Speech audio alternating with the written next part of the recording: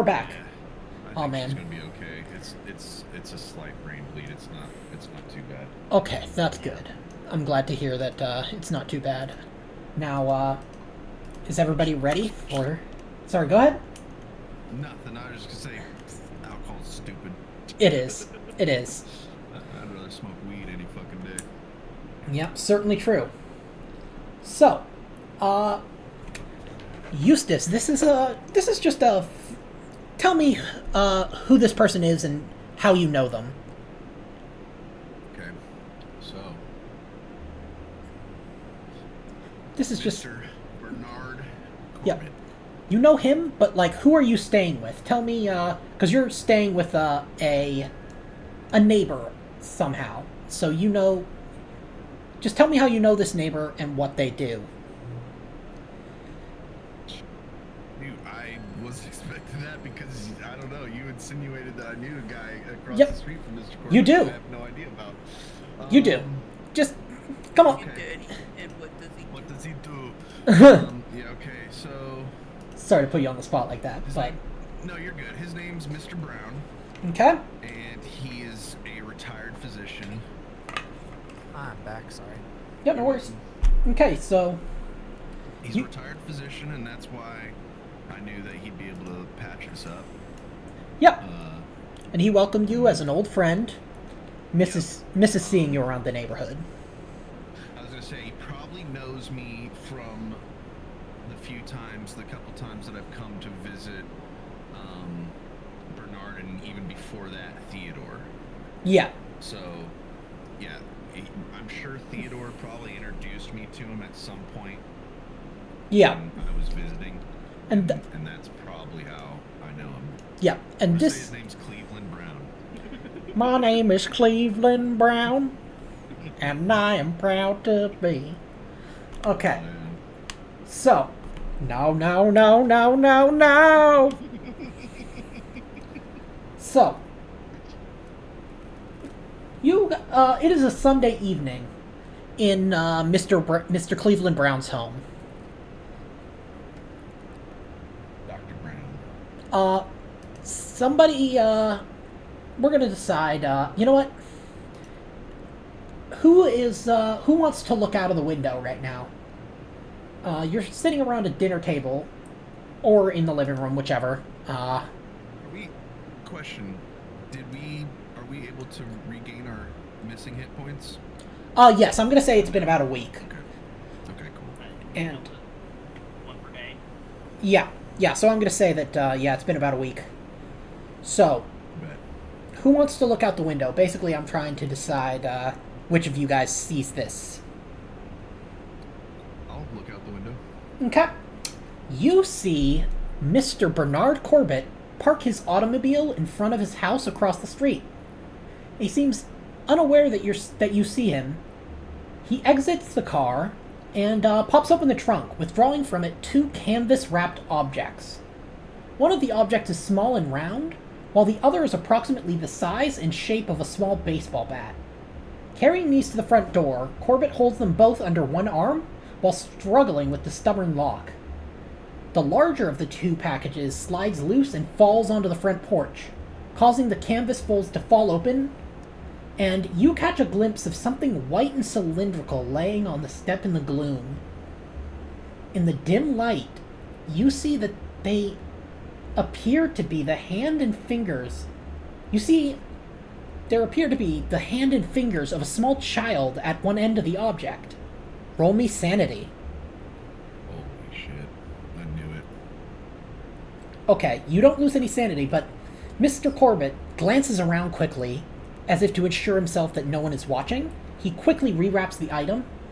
Then, he successfully unlocks the door and disappears into the house.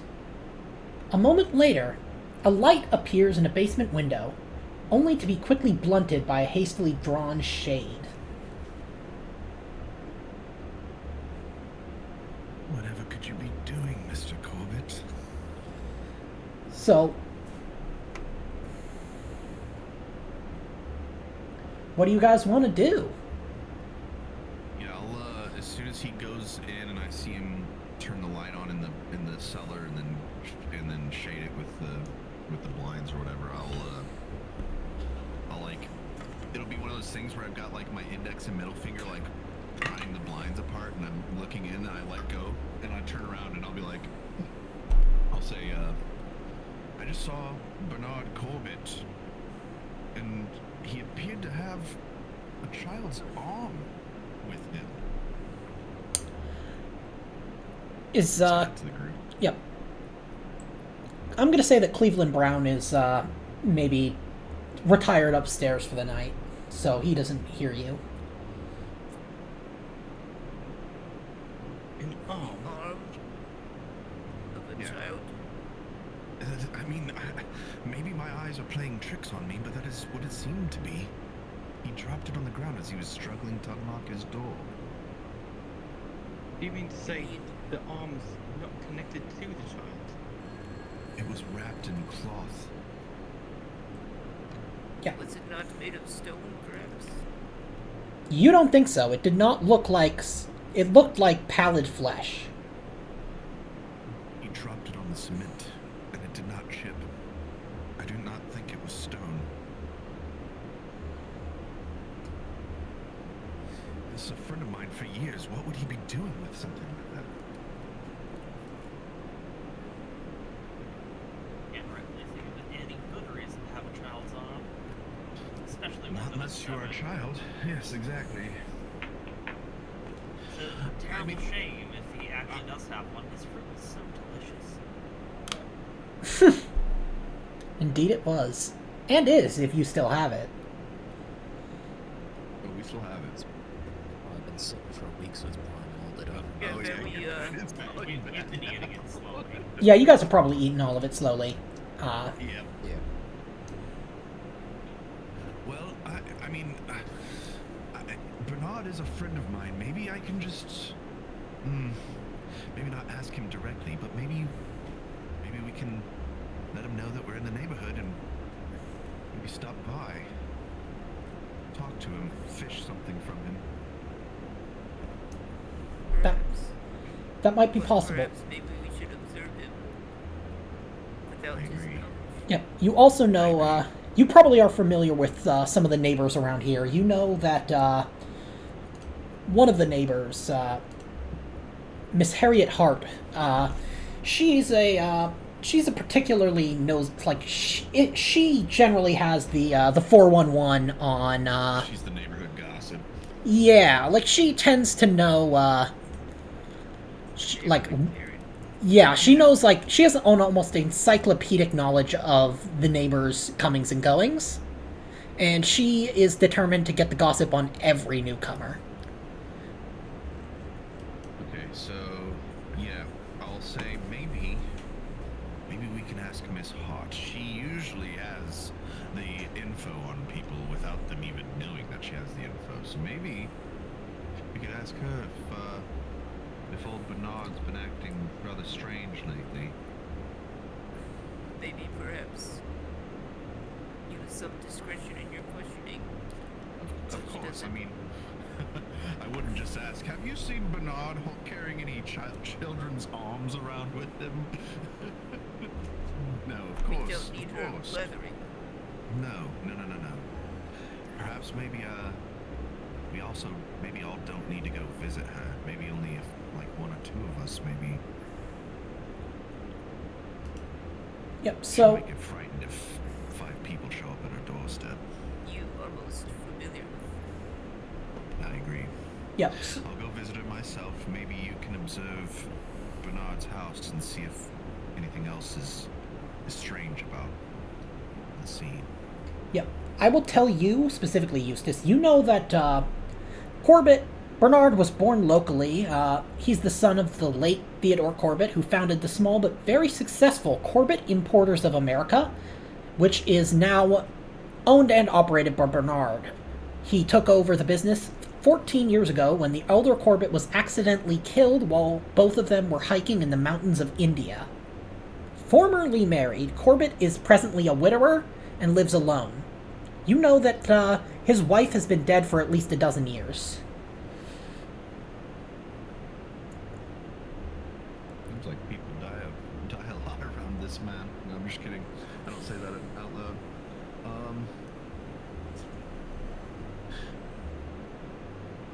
Yeah, I don't know.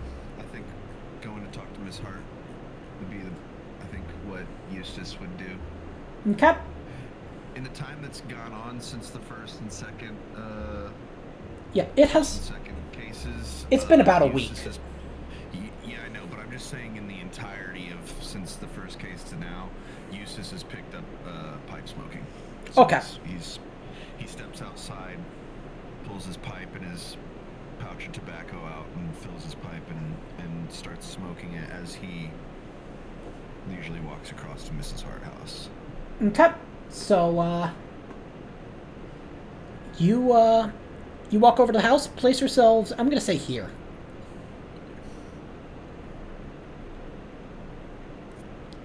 Anybody else going? I did not see the ping.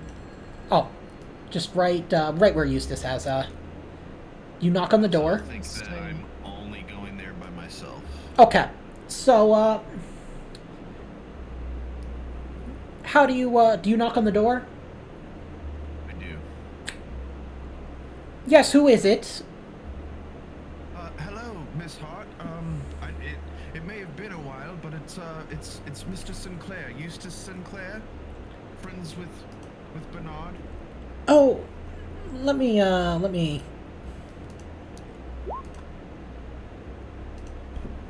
Oh, yes, I remember you. Come in. Is there anything you need? She lets you in, and it's a very colonial, classic house. Small, but not, insanely small. You note that her living companion, Miss Rebecca Wallace, offers you a cup of, well, I guess it's still evening, so she offers you a cup of, let's see. She offers you a bit of, I'm going to say that they have some fresh fruit juice. Ooh, excellent. Yeah, I'll gladly take a drink of that. Quite refreshing, this fruit juice. Oh, yes, Mr. Corbitt grows the most delicious fruits, doesn't he? He does indeed, absolutely. The fruits and vegetables from his garden are always the freshest that I've ever tasted. Yes, and he produces such a bountiful amount, too. Really? Oh, yes. Which, by the way, you also know that, Corbitt is very well known to be a kindly and gentle individual. You know that he was at one point he was a medical student, though he dropped out at a certain point. He always provides his neighbors with small bits of medical assistance as well. 2 years ago, his timely first aid was credited with saving the life of a youngster who almost got, or actually did get clipped by a truck. You know that in your conversations, he's sometimes said that he regrets having left medical school to take over the family business, but he is always very quick to say that he has no complaints about his life. You also know that in a greenhouse off the back of the house, Corbitt raises orchids and other exotic flora.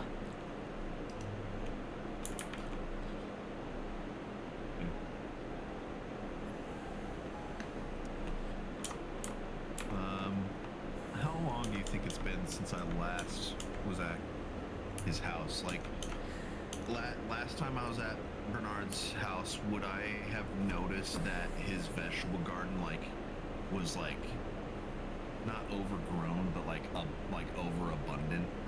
Would I've noticed that it's crazy growth, or did it look normal back then? It looked the same, I'm gonna say, because you've probably visited him in the past 14 years.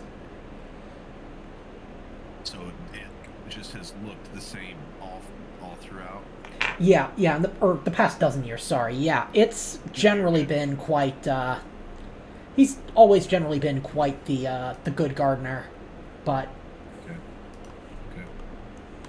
So it's not like an unusual looking amount of abundance, even though Miss Hart has told me that he usually pulls way more vegetables and fruit than you would think.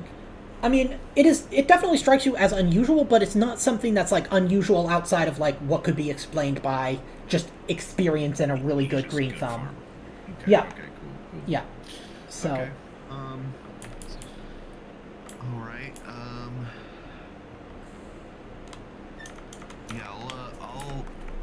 I don't know. Make myself at home and sit down on a chair or couch or something while I'm drinking this fruit juice and ask her if she's seen anything strange in the neighborhood. Oh, no. Anything strange in the neighborhood? No, I haven't seen anything strange. Is there anyone in particular that, you're thinking of? No, not really in particular. Just thought maybe, you know, you might have seen something out of the ordinary lately. No, nothing I've really noticed. Do you want to, cause you can ask about, Mr. Corbitt by name, or ask about, whether she knows, like, kind of the talking, or the coming and goings kind of thing. Okay, I'll just, instead of, like, I'll try and slyly be like, do you have any news on Mr. Corbitt? I've only gotten to see him for maybe like 30 minutes in the past week since I've been in Boston. I just have wondered maybe if you've heard anything new from him or know anything that may have happened recently in his life that I might need to know about or want to know about maybe. Nothing in particular that's, new. I know that, that he's been definitely spending a lot more time at home over the past couple years, increasingly really over the past dozen years, after, the horrible tragedy of the miscarriage and all that. If you always want to read more, you can always look at the local newspaper archives, but he works regular hours, maintaining 5 days a week in his office downtown. Sometimes he's out late. He's a member of the local businessmen's club. But aside from that, he seems to have very little social life, which doesn't strike me as unusual for a widower nearing 40. During the weekends, he usually stays at home pretty quietly, but he does regularly go out in the late afternoon on Sunday. Usually returns home before dark. And you said that it is Sunday today, right? Yes, it is Sunday evening. Okay, well, yeah, I mean, I believe that's all really I wanted to ask you about. How have you been? Tell me about how, it's been a while since I last saw you, Miss Hart. I just, I didn't want to just stop by and just ask about Bernard. I thought maybe I'd see how you've been. I've been well, and she just tells you about, just like mundane neighborhood gossip. Yeah, just like tells you about, her live-in assistants, live-in companion. She tells you about the local paper boy. He always delivers the paper on time, and she's taken a grandmotherly liking to him, even though he's not from the neighborhood. He's kind of not of the gentry, so to speak. But okay, well, she also tells you about how she loves that Mr. Corbitt, despite everything, always takes time to go visit the local hospital, where he's always very generous with his donations and always helping them out. Children's hospital. It's a general hospital, but it does. You would know that it does definitely. They do have children, like they do admit children. Right. Okay, well, Eustace finishes his fruit glass. I do hope that you have a lovely evening, and I will no longer be bothering you tonight, but you probably will see me around for the next few days. Don't feel like a stranger. Be sure to wave. I'll wave back. Okay. Well, thank you. It's good to see you. Okay. Do you want to return to Cleveland Brown's house? Yeah, we're going back to Cleveland's house. Okay. And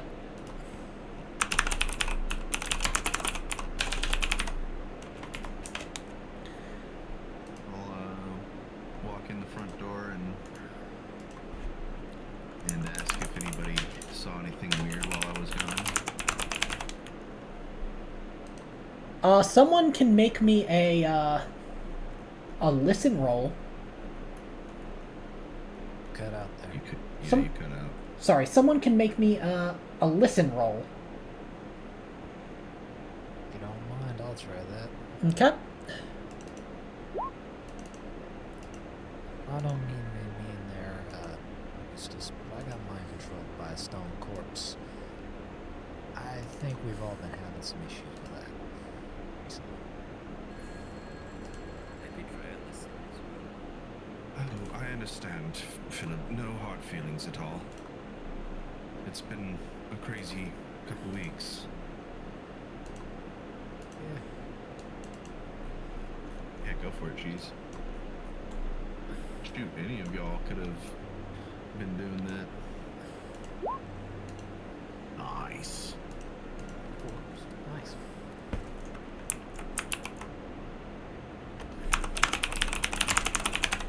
Okay, give me a second. I am just, you hear, I'm gonna say, are you outside?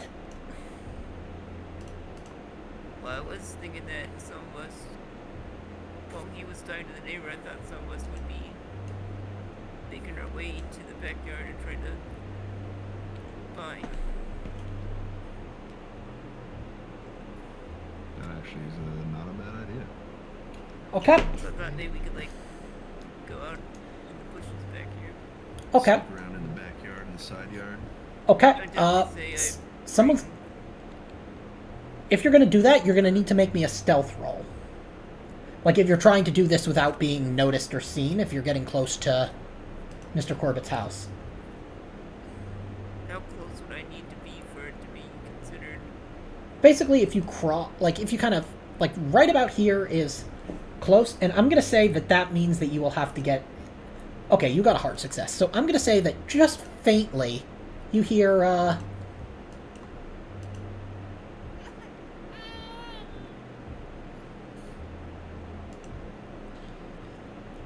coming from, I would say I haven't really found a clear way back there yet, unless other people want to yeah, you, just kind of walk surveying the but yeah, that's what you this hear, side of the bushes.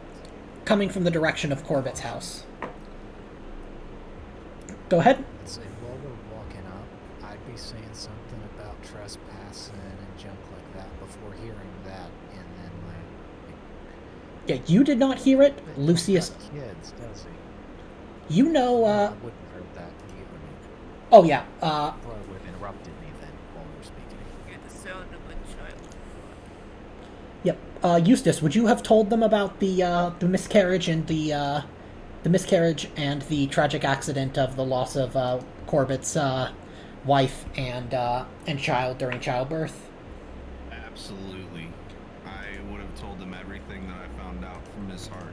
Okay, yeah, because that's How like, about, okay, so let's say if you guys are going through the backyard, when I step outside, I kind of see you guys going into the backyard, and I'll meet up with you and explain to you what Miss Hart had just told me, and yeah, tell her about the miscarriage and the widower and how what's his name?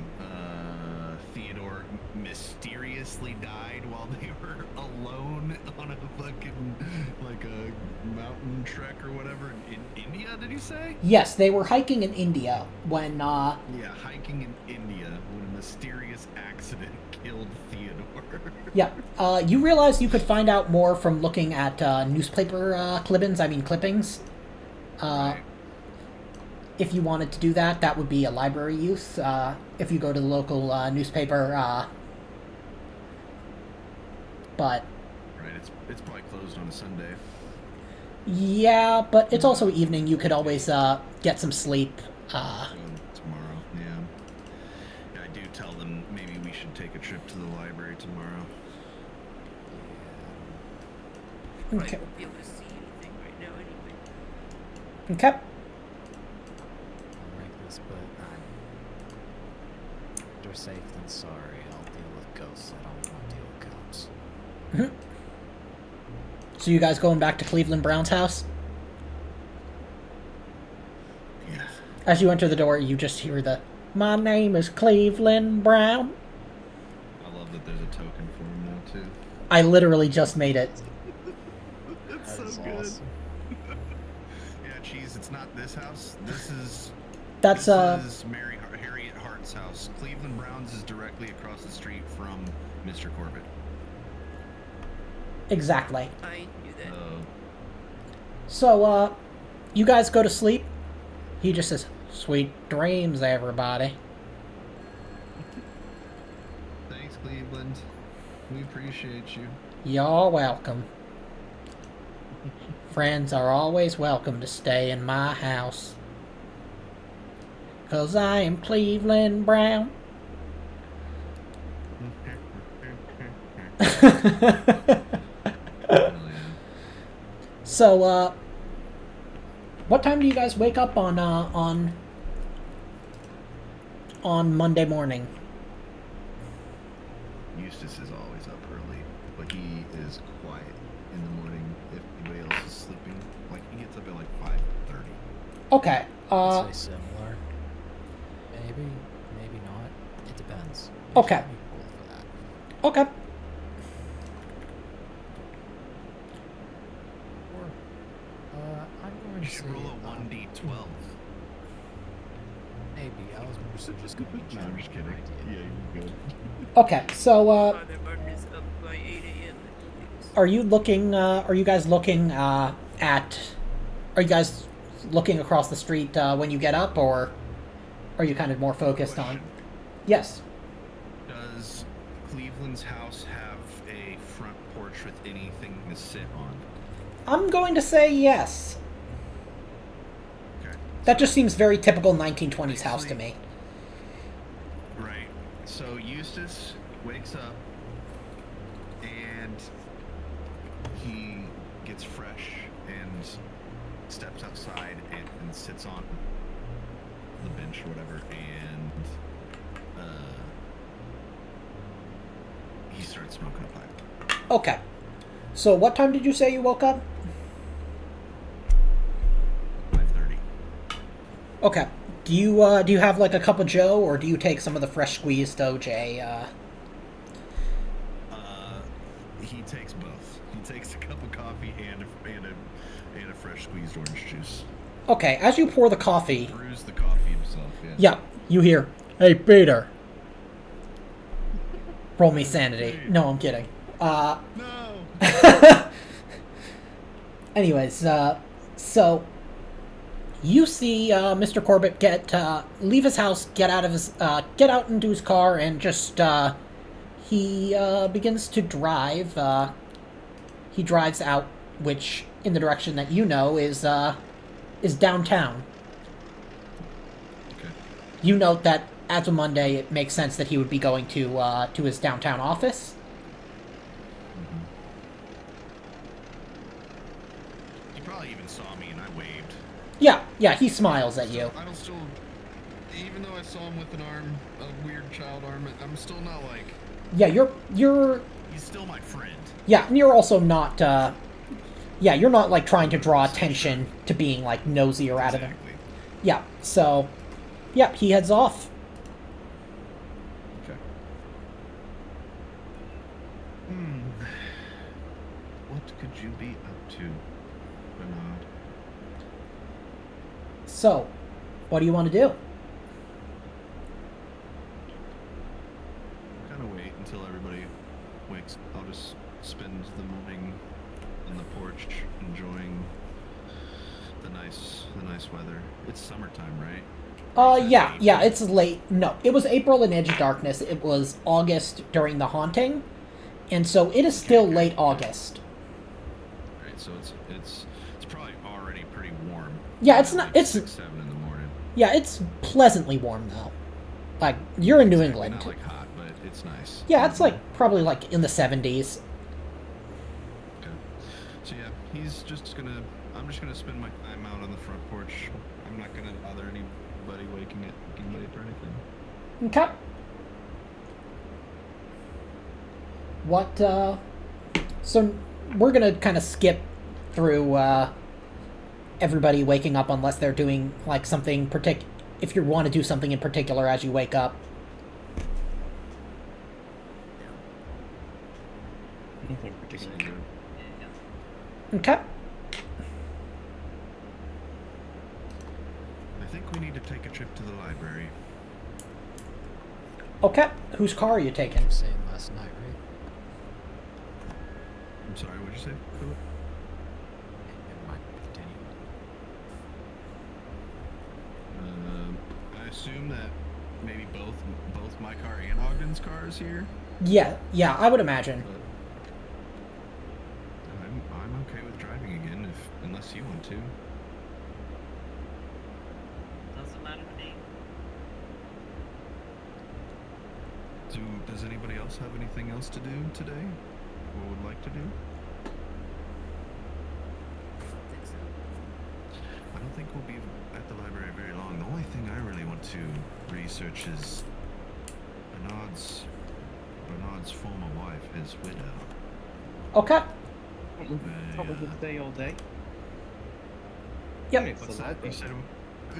said we could stay all day. I mean, I would not be opposed to that, Alice, at all. Which library are we going to? I'm gonna say, Boston Public Library? yeah, I'm gonna say, yeah, because you're in Beacon Hill, so I'm gonna say that, Okay. whatever the closest library is, we'll just say Boston Public, because that's simplest. Yeah, fuck it. Fuck it, we ball. Hell yeah. So, somebody can make me a library use or a social skill roll. Actually, everybody can do this. Okay. Okay.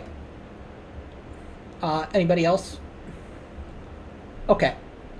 Everybody who succeeded, check your library use, and you guys are able to find in back issues of the local newspaper at the local library.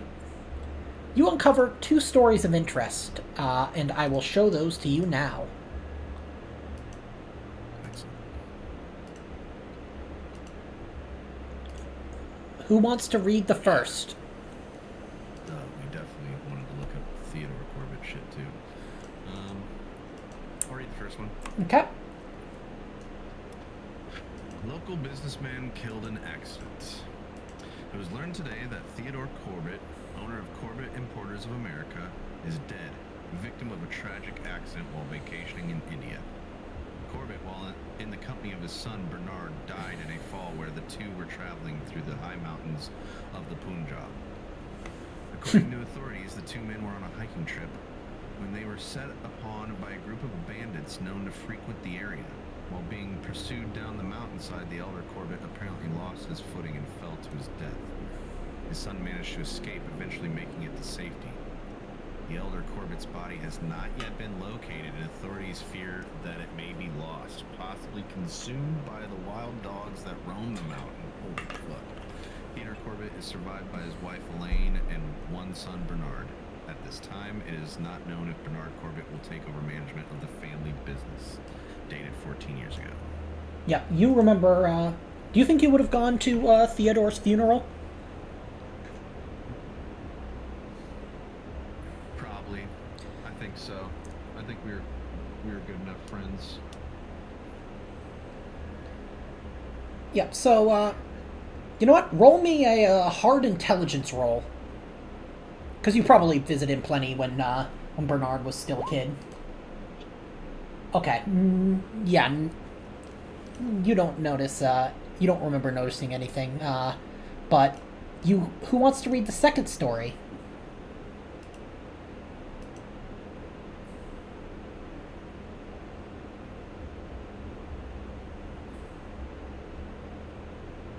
I mean, I can read it. Sure. Wants to. Okay. Obituaries.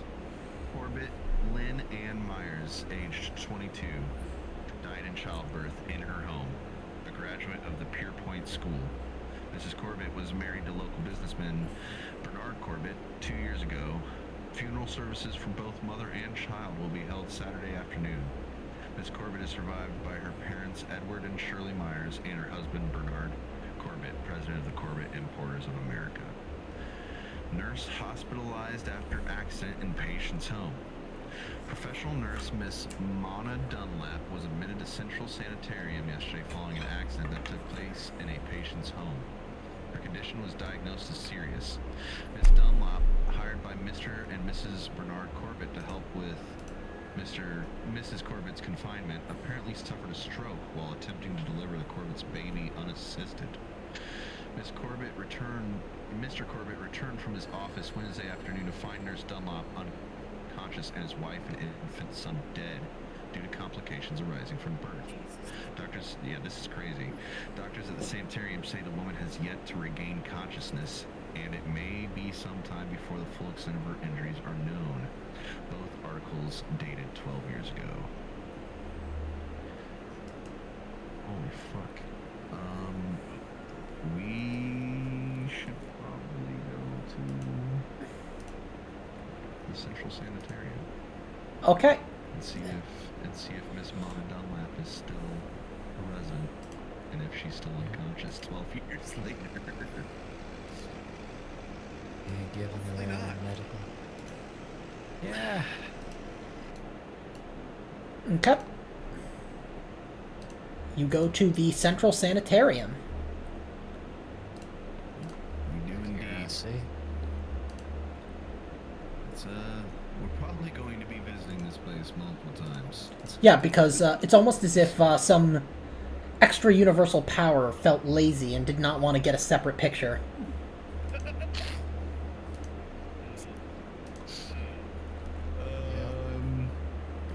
So- alright, yeah, walk into the front, up to the little desk, I guess, would probably be in the front area, and ask the receptionist if there's a patient by the name of Mona Dunlap that would have been admitted at least 12 years ago if she's still in the sanitarium. Oh, well, there's nobody in the current register of patients by that name. Why don't I call one of our attending physicians? Please do. I would much appreciate that.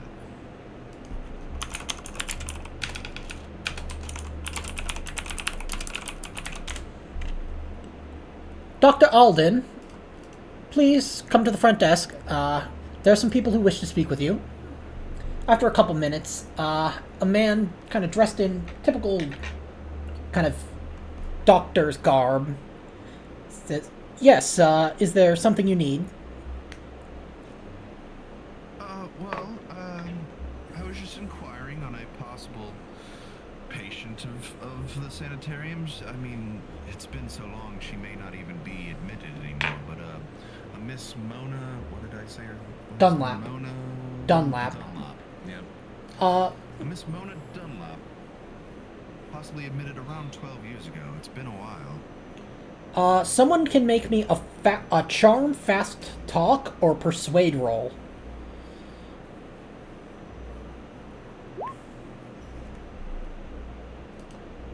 Well, hope that.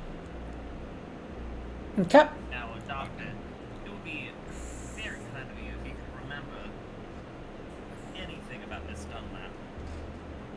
Well, I'm not normally supposed to, patient confidentiality and all that, but seeing as she died, Anything you could give.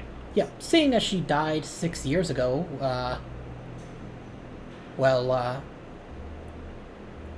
I guess I can tell you, she was unconscious, almost comatose for the entire time except for just moments before her death. She regained consciousness.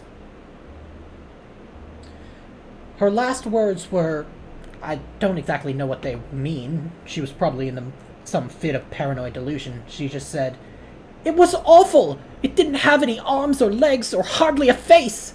It should have died! It should have died along with the other one! And then she expired.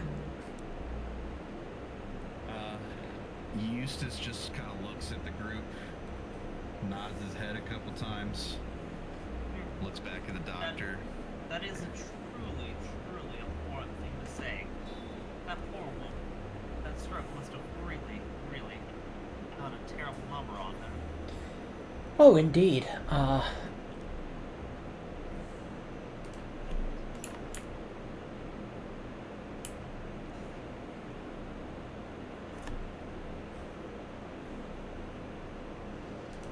Say, well, doctor, I believe since she's passed 6 years ago, I believe that's all the information that became useful.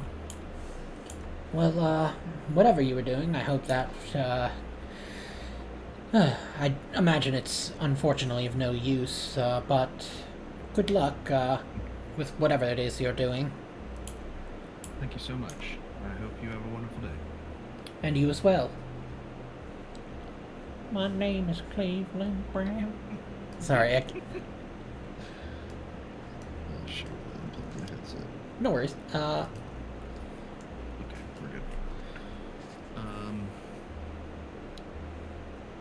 I'll say when we get, not even when we get back, we're in the car. Like, as soon as we get in the car and the car doors close and we're driving, I'll say, did you hear what he said that her last words were?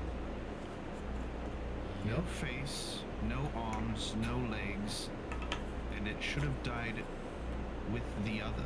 Or like the other, or with the other? With the other one, With the other one.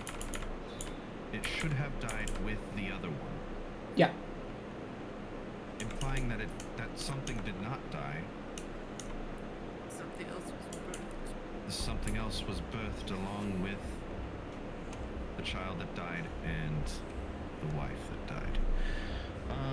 Yeah, that's fucking crazy. I sense the occult is at play. I sense something's at play. Don't slay. I I mean, just kept. considering your friend, you said brought in an arm, right? Maybe he's trying to complete the picture. Rebuild? Yes, that's kind of what I was thinking as well. As soon as he said that, she mentioned something with no arms, no legs, and no face. A cult to try and determine if I would know. Will it narrow down the leads as to what we're dealing with here? That would be, I think, a Cthulhu Mythos roll instead. But someone can also make an idea roll, which is just intelligence. Just a what roll? An intelligence, an idea roll, which is an idea. Okay, Eustace, you have some ideas. So do you, Lucius. So, Eustace and so Eustace, you noted that it was always noted that he was particularly generous and would visit the hospital twice a week. You also remember that he would go out for excursions on Sundays, like before, like in the afternoon, and he would always generally get back before dark. You imagine that some good places to potentially scout out would be especially if you were to, say, tail him, like, kind of on one of those days, or even, going to his office after hours and seeing if there's anything there that you might find. I will say to the group that I'm not really one to, I've never broken into a building or a house or anything like that. Like, I'm not one one to. They used to say, I'm not one to pry into people's private businesses, their actual businesses. None of that before. So this is all new to me. But I feel like maybe we should follow Bernard throughout the week, or maybe even. I hate the idea of it, but breaking into his office at overnight and maybe seeing if we can't find any papers or anything that might give us an idea of what he's doing. I'm up to suggestions. Perhaps I should tell him Sure. to the He may- hospital. He may not suspect a priest following him. That might be a good idea. Okay. Perhaps he could Are even we- enlighten are we me gonna as to need- what he does. Are At we the gonna hospital. need another driver? We might. I don't know if he's seen your car. He definitely knows my car. Well, I mean, mine might be a little bit conspicuous, but Maybe a hiding in plain sight kind of thing. A pope in a or a priest in a Rolls Royce. Who's gonna expect that? How far a drive are we from Chester? From Chester? Where is that? I am asking that in character. It's like West Massachusetts. In this time, probably a couple hours. Works. Also, would you mind if we set this up and execute next time? Because Yes. Absolutely. I'm gonna run out of steam over here. Oh, absolutely. I also need to get up in the morning at 7 o'clock, so. Yeah, Absolute- That's going to I be mean, we probably could- the regular thing unless this falls through. Because I'm going to be volunteering for the tech group at my church. I was going to be Oh, running cool. cameras and such. Oh, nice. Get there before recital, which is. Well, I'll have 7:45. Sorry. yeah, you guys have made yourself a plan. Yeah, maybe the rest of you guys want to break into his office while we try to do. Exactly. And that is what we will start with next week. As you guys continue with the adventure, Mr. Corbitt. To uncover Man, the mysteries. And possibly... I knew there was something up with them goddamn fruits. Yep. Well, There's no way you just eat a fruit and it gives you fucking sanity boost. there's nothing in the rules that specifically gave me that, but I wanted to draw attention to the fruits being particularly good. And who knows? That's legit. There could be something, I don't trust it. yeah, if you... Who knows? There might be something. There might not be. I Well- love it so far, even if there isn't anything. Yep, you'll have to find out as you explore Beacon Hill, the neighborhood, and all of the surrounding locations. Yeah, wasn't there an Yeah, animated series called Beacon Hill? I don't know, but it is an actual like district in Boston. Like that's Yeah. where like the why am I forgetting what it's called? It's like the like the monument thing. You know what I'm talking about, right? It's in Fallout 4. Yeah, you know the one. Oh, the animated show was called Mission Hill. Definitely Ah. the same thing. Oh yeah. That would be very funny, but All right, fellas. Thanks for the games. We'll see you. yeah. Yep. yep. See you next Saturday, everybody.